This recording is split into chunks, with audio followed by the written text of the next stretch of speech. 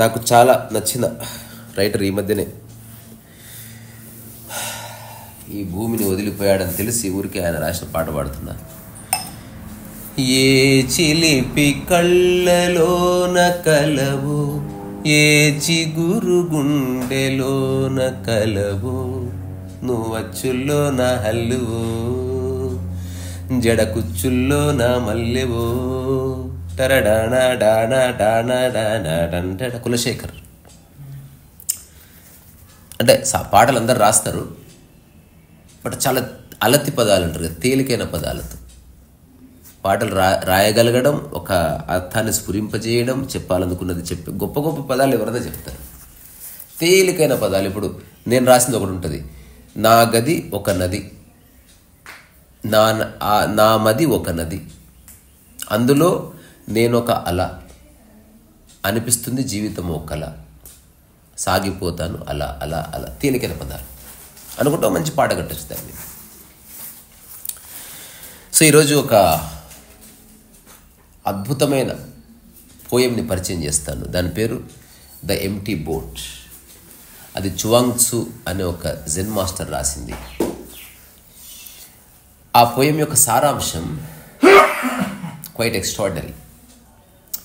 So సరే, మనకు ఇంతసేపు లోకల్ పీపుల్, లోకల్ కాంటెక్స్టులో, లోకల్ పొలిటీషియన్స్, లోకల్ అట్లా కాకుండా మూలం చెప్పింది ఎవడైనా సరే. ఫర్ ఎగ్జాంపుల్ రుడ్యార్డ్ కిప్లింగ్ రాసినటువంటి ఇఫ్ అనేది కానీ, లేకపోతే రోజలిన్, లేకపోతే ముపాసా, లేకపోతే ఓ హెన్రీ, లేకపోతే ఇప్పుడు చువాంగ్ త్సు, అంటే కొందరు ఆ మూలాన్ని స్పృశించగలిగారు. వాళ్ళ తేలికైన పరిభాషలో క్లియర్లీ డిఫైన్డ్. కొంచెం అబ్స్ట్రాక్ట్గా కూడా ఉంటుంది, కొంత అర్థం కాకపోతే. సో చువాంగ్ త్సు ఏం చెప్పాడు అన్నది ఊరికే చదివి దాన్ని తెలుగులో ఆసుగా ట్రాన్స్లేట్ చేస్తా వితౌట్ ప్రిపరేషన్. ఎందుకంటే చువాంగ్ త్సు గురించి చెప్తున్నావంటే నువ్వు అన్ప్రిపేర్డ్గా చెప్పాలి, లేదా నువ్వు చువాంగ్ త్సుకి ధోకా ఇచ్చినట్టు. Because he's a man of spontaneity and he's a man of absurdity also. Chuang Tzu రాసిన ఈ పోయం ప్రపంచ సాహిత్యంలో, ఆధ్యాత్మిక సాహిత్యంలో కలిగితురాయింది, అందులో ఏం డౌట్ లేదు. చాలామందికి తెలియనంత మాత్రం గొప్పది కాదని కాదు. So the empty boat. He who rules men lives in confusion. He who is ruled by men lives in sorrow. ఎవడైతే వేరే వాళ్ళని రూల్ చేయాలనుకుంటాడో వాడెప్పుడూ సందిగ్ధంలో ఉంటాడు. ఎవడైతే వేరే వాళ్ళ చేత రూల్ చేయబడుతున్నాడో, అంటే పరిపాలించబడుతున్నాడో, వాడు బాధలో ఉంటాడు. చెక్ చేసుకోండి ఎంత బాగుంది. తావో therefore desired neither to influence others nor to be influenced by them. అంటే తావో గ్రేటెస్ట్ మార్గం ఏంది భూమి మీద, అయితే జీవన విధానం ఏమిటంటే నువ్వు వేరే వాళ్ళ చేత ఇన్ఫ్లుయెన్స్ కాబడకూడదు, నువ్వు ఎవరిని ఇన్ఫ్లుయెన్స్ చేయకూడదు. అంటే ఎవరి చేత ప్రభావితము కాకు, అట్లాగే ఎవరిని ప్రభావితం చేయకు, జస్ట్ ఊరికి అట్లా ఉండు. The way to get clear of confusion and free of sorrow is to live with Tao in the land of the great wide. అంటే ఒక అకారణమైన శూన్యంలో నువ్వు జీవించాలంటే తావో అని అర్థం చేసుకో. తద్వారా నీకు బాధ ఉండదు, కన్ఫ్యూజన్ ఉండదు. ఎందుకు? నీవు ఎవరి మీద బాసుగాను లేవు, నువ్వు ఎవరి కింద బానిసగాను లేవు. Excellent. If a man is crossing a river and an empty boat collides with his own skiff, even though he be a bad tempered man, he will not become very angry. ఒకవేళ ఒక నదిని దాటుతున్నప్పుడు ఒక ఖాళీ boat వచ్చి ఆ ప్రవాహానికి వచ్చి నీకు తగిలిందనుకో, ఎంత కోపిష్ట అయినా దాని మీద కోపడ్డు. ఎందుకు? దాని వెనుక ఎవ్వరి ప్రభావం లేదని తెలుసు కాబట్టి. ఫర్ ఎగ్జాంపుల్, నువ్వు నడుచుకుంటూ పోతున్నావు, ఒక చిన్న కట్టె ముక్క ఎరిగి పడ్డది చెట్టు మీద నుంచి. నువ్వు ఎప్పుడు చెట్టుని కొట్టడం కానీ తిట్టడం కానీ చేయవు, నువ్వు ఎంత కోపిష్టమైనా పక్కకు తప్పుకొని పోతావు. దట్ ఈస్ తావు. అంటే నీ మార్గంలో నువ్వు వెళుతావు. He will not become very angry. But if he sees a man in the boat, ఒకవేళ అదే బోట్ కొట్టుకొస్తుంది, ఊరికి బోట్ ఇట్ట తగిలింది, నీకే కోపం రాలే, కానీ ఆ బోట్లో మనిషి కూడా కూర్చున్నాడు, అప్పుడు వాడి మీద కోపం వస్తుంది నీకు. అంటే నువ్వు ఎందుకు నడిపినావు నా మీదకి అంటావు. అరే బాబు, నేను కళ్ళు మూసుకొని కూర్చున్నా, దాని తిప్పలకు వచ్చి తాకిందన్నా నమ్మవు, అనుకోకుండా తగిలిందన్నా నమ్మవు, నా ఉద్దేశం అది కాదన్నా నమ్మవు. బట్ నీవెక్కడెక్కడో ఉన్న కోపాలను అందరి మీద తీయాలనుకుంటున్నావు. He will shout at him to steer clear. If the shout is not heard, he will shout again. అతని మీద అరుస్తాడు. అతని మనసులో ఉన్న సంశయం అంతా పోయే వరకు అతన్ని ఎత్తిపోస్తాడు, దుమ్మెత్తిపోస్తాడు. ఒకవేళ అతను విననట్టు కనిపిస్తే మళ్ళీ అరుస్తాడు, ఇంకా వినకపోతే కొడతాడు కూడా. And yet again he begin cursing. ఆ తర్వాత ఏమంటారు దాన్ని, శాపనార్థాలు పెడతాడు. And all because there is somebody in the boat. ఎవరో ఆ బోట్లో ఉన్నారు కాబట్టి నీకు కోపం వస్తుంది. బోట్ మీద కోపం లేదు, బోట్లో ఎవరు ఉన్నారు వాళ్ళ మీద నీకు కోపం వచ్చి ఆ బోట్ని వాడిని అన్నిటిని తిడతావు నువ్వు. Yet if the boat were empty he would not be shouting and not angry. ఒకవేళ ఆ బోట్లో ఏమీ లేదని తెలుసుకున్నావు అనుకో, ఇది ఎంటీ బోట్ అనేది మైండ్కి సంకేతం. ఎగ్జాంపుల్, రోడ్డు మీద పోయేవాడు నువ్వు పోతుంటే హౌలా ముండావాడు కానీ తిట్టాడు. ఇప్పుడు వాడి మీదే అలిగి కోప్పడి వాడిని తిట్టి శాపనార్థాలు పెట్టి నీ డే అంతా లాస్ చేసుకుంటుంది. జస్ట్ ఒకసారి చూడు, వాడు నిన్ను కావాలని తిట్టాడా, వాడి స్వభావంలో తిట్టాడా, తెలియక తిట్టాడా, ఓన్లీ వాడికి ఆ ఒక్క బూతే వచ్చా? అది కనుక నువ్వు సరిగ్గా చూసావు అనుకో, నువ్వు అక్కడి నుంచి జస్ట్ వెళ్ళిపోతావు అంతే. Because his boat is empty. అతను కావాలని ఏం చేస్తున్నాడు? 99% ఆఫ్ హ్యూమానిటీ కావాలని ఎవరు బాధ పెట్టరు. బాధ పెట్టినా అదేదో లిమిటెడ్ ఉంటుంది, కానీ దాన్ని తీసుకునే వాడి మీద అది ఆధారపడి ఉంటుంది. ఏ రేంజ్లో వాడు తీసుకుంటాడు, ఏ రేంజ్లో ఇంపాక్ట్ అవుతుంది. If you can empty your own boat.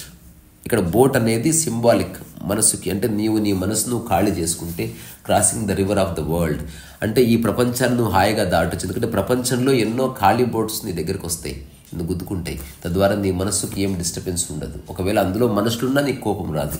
No one will oppose you, no one will seek to harm you. నువ్వు అపోజ్ చేయడానికి ఎవరుండరు, నిన్ను ఎవరు అపోజ్ చేయరు. The straight tree is the first to be cut down. The spring of clear water is the first to be drained dry. If you wish to improve your wisdom and shame the ignorant, to cultivate your character and outshine others, a light will shine around you. As if you had swallowed the sun and the moon, you will not avoid calamity. ఇంత అద్భుతమైనటువంటి వ్యాఖ్య ఏదంటే, only నిటారుగా పొడుగ్గా ఉన్న చెట్టు మాత్రమే cut చేయబడుతుంది.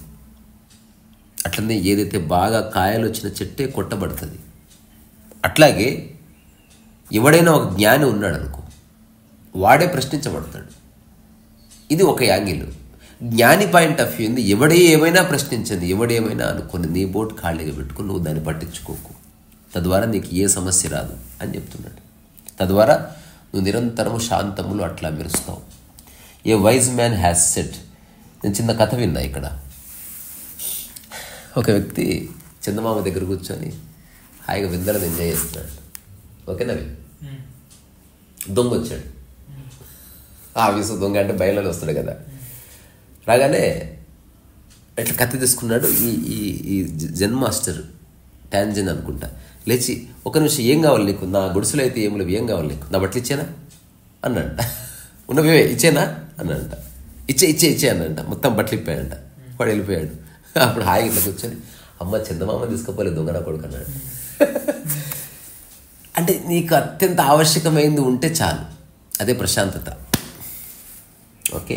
ఏ wise man has said, he who is content with himself has done a worthless work. Achievement is the beginning of failure, fame is beginning of decrease. ఇది నిజంగా అర్థమైతే ఎవడైనా ఆనందంగా ఉండొచ్చు తెలుసా. Achievement is the beginning of failure. నువ్వు విజయం సాధించావని నువ్వు అనుకున్నావా, ఆ రోజుతో అపజయాల పరంపర మొదలవుతుంది. Fame is beginning of disgrace. ఎప్పుడైతే నువ్వు పేరు పొందాలని ప్రయత్నం చేస్తావా, నీకు మచ్చపడడం స్టార్ట్ అవుతుంది, నీ పేరు పోవడం స్టార్ట్ అవుతుంది. అసలు అదంతా అబద్ధమే, కానీ ఏదో వస్తుంది పోతుంది అనుకుంటాం. He who is content with himself, ఎవడైతే తన యొక్క ఎగ్జిస్టెన్స్ పట్ల సంపూర్ణ తృప్తిగా ఉన్నాడో, has done a worthless work. అంటే ఏమంటారు, అమూల్యమైన పని ఏదో చేశాడు అతను.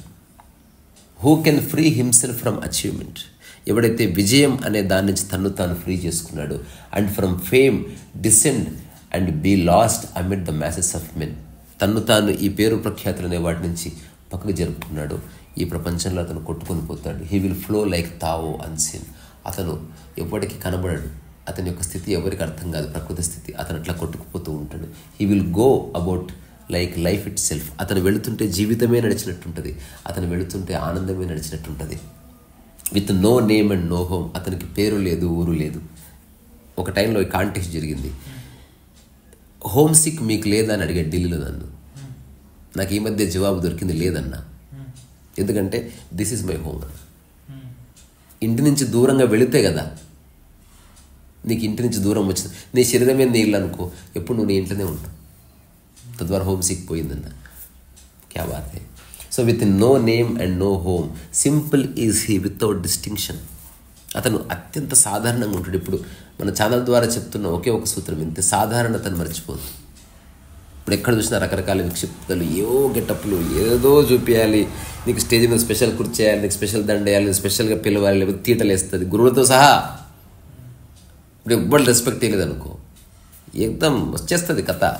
అంతా ప్లాన్ ప్రకారం జరుగుతుంది కాబట్టి అందరి మొహాల మీద నవ్వులు ఉన్నాయి అంతే. నాలంటాడు ఒక్కడు ఉన్నాడు అనుకో, వారం రోజులు మొత్తం ఉల్టపల్ట చేయను. ఎనీవే వద్దులే, అసలు అది వాళ్ళు వద్దు, ఊరికే సరదాగా ఉంటుంది, అందరూ హ్యాపీగా ఉందని ఉంటుంది. So to all appearances he is a fool. అంటే అతను చాలామందికి చూడగానే ఫూల్లా కనిపిస్తాడు. ఎందుకంటే అతను ఏ ప్రత్యేకత కోరుకోవట్లేదు. ఎగ్జాంపుల్, ఏదో రోడ్డు మీద దొరికింది ఏదో తీసుకుంటున్నాడు. ఫర్ ఎగ్జాంపుల్, ప్రపంచంలో ఫేమస్ పర్సన్ అనుకో, సే బిల్ గేట్స్, పాలిటిక్స్లో సే నరేంద్ర మోదీ, స్పిరిచువాలిటీలో ప్రస్తుతం జగ్గి వాసుదేవారు, శ్రీ శ్రీ రవిశంకర్, ఎవరన్నా అనుకో, అంటే ప్రపంచపరంగా పేరు పొందిన వాళ్ళు. సత్యానికి పేరు ఉండదు, పాడుండదు, అదిలే. ఇప్పుడు అట్లాంటి వ్యక్తి కామన్ మ్యాన్ లాగా రోడ్డు మీద కూర్చొని ఇట్లా పలిట్లా తింటున్నాడు అనుకో, ఎట్లుంటుంది చెప్పు అది చూడడానికి. ప్రపంచం అంతా ఆశ్చర్యపోయి అందరు అట్లా కూర్చొని తింటారు రేపటి నుంచి, ప్రపంచం అంతా ఫాలో అవుతుంది. సో ట్రూ పర్సన్ ఎవడు, వాడికి ఏం చేయాలనిపిస్తే అది చేసిన, వాడు ఏ ఇమేజ్ నుండి ఇరుక్కుపోలేదు. He steps leave no trace, he steps leave no trace అంటే అతను ఏ అడుగుజాడలు వదలడు. హీ హ్యాస్ నో పవర్, అతనికి ఏ పవర్ లేదు. He achieves nothing, has no reputation, అతనికి ఏ గౌరవం లేదు, అతనికి ఏ ప్రతిష్ట లేదు, అతను ఏది సాధించడు. Since he judges no one, అతన్ని ఎవరిని జడ్జ్ అనే దాన్ని అతను ఎవరి పట్ల తీర్పు చెప్పడు. నో వన్ జడ్జెస్ హిమ్, తద్వారా ఎవరి జడ్జిమెంట్ని అతను తీసుకోడు, అతన్ని ఎవరు జడ్జ్ చేయలేరు. Such is the perfect man, his boat is empty. అట్లాంటి వాడు కదా నిజమైన మనిషి అంటే. ఇదేంది పూర్తిగా భారతీయ ఆధ్యాత్మిక వాంగ్మయంలో క్లియర్గా నేతి. ఇప్పుడు నిర్వాణ షట్కం, అష్టావక్ర సంహిత, లేకపోతే అధ్యాస యోగం, అధ్యాస భాష్యం, ఇదే ఉన్నది, ఇంతకుమించి ఏమీ లేదు. ఏదేది నీవు కాదో దాన్ని వదిలేస్తురా, ఏదేది నువ్వో అది ఆల్రెడీ అయ్యే ఉంది, అది అయ్యే ఉన్నావు అని చెప్తున్నారు అంతే. సో ఇక్కడి నుంచే ఇంత అద్భుతమైన పోయే మానవ జాతికి అందించిన చువాంగ్సుకి షేక్ హ్యాండ్ ఇస్తున్నా. ఎందుకంటే శిరస్సు నుంచి నమస్కారం పెట్టినాం అనుకో, దౌడ బల కొడతాడు చువాంగ్సు. వెరీ డేంజరస్ పర్సన్, ఇది రియల్గా, ఐఎమ్ నాట్ జోకింగ్. చువాంగ్సుకి వాడన్న కాళ్ళు మొక్కితే సచ్చేవాడు, అంటే ఎక్కడి నుంచి కొడతాడో తెలియదు. చువాంగ్సు ఓన్లీ సమస్థితిని అంగీకరించండి లైఫ్లో. ఈ యాక్సెప్టెడ్ ఈక్వానిమిటీ అండ్ ఈక్వాలిటీ.